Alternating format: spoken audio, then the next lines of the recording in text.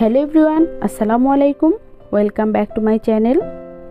আজ আমি শাপলা ফুলের লতা রান্না করেছিলাম ছোট মাছ দিয়ে, আর সেই রেসিপিটি আপনাদের সাথে শেয়ার করব। এই রান্নাটি হয়ে যায় ঝটপট আর খেতে খুবই মজার। গরম গরম ভাত দিয়ে আমার তো দারুণ লেগেছে, আশা করি আপনাদেরও অনেক অনেক ভালো লাগবে। এই রান্নাটি করার জন্য আমি শাপলা ফুলের লতাগুলোকে এইভাবে কেটে নিয়েছিলাম, আর সেগুলো প্যানে দিয়ে দিচ্ছি। আর পেঁয়াজ কুচি দিয়ে দিলাম হাফ কাপ পরিমাণ,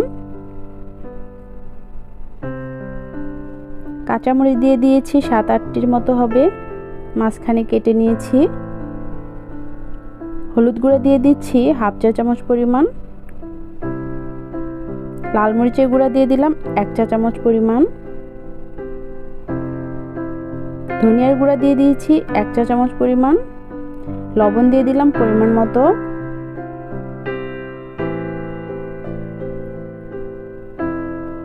জিরা বাটা দিয়ে দেব হাফ চা চামচ পরিমাণ, আর রেগুলার খাবারের তেল দিয়ে দিচ্ছি এখানে 2 টেবিল চামচ।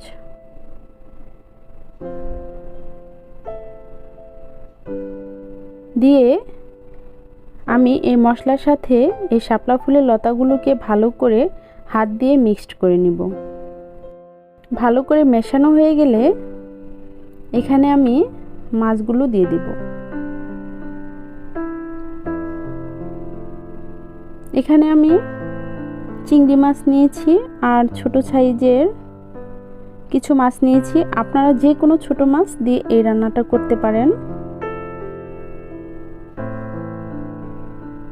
আমি এই মাছের সাথে আর এগুলোকে মেশাবো না, এইভাবেই দিয়ে রাখবো উপর দিয়ে, কারণ মাছগুলো খুবই নরম। আর দিয়ে দিচ্ছি পরিমাণ মতো পানি।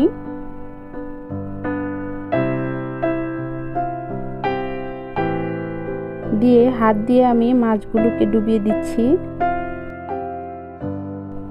এইভাবে দেওয়া হয়ে গেলে আমি ঢাকনা দিয়ে ঢেকে চুলায় চাপিয়ে দিব। 5 মিনিট পর আমি ঢাকনাটা খুলে দেখতে পাচ্ছি অনেকটাই হয়ে এসেছে। আমি আরও কিছুক্ষণ এটাকে রান্না করব, কারণ পানি একদম শুকিয়ে ফেলবো। এটা অনেকটা চচ্চড়ির মতো হবে।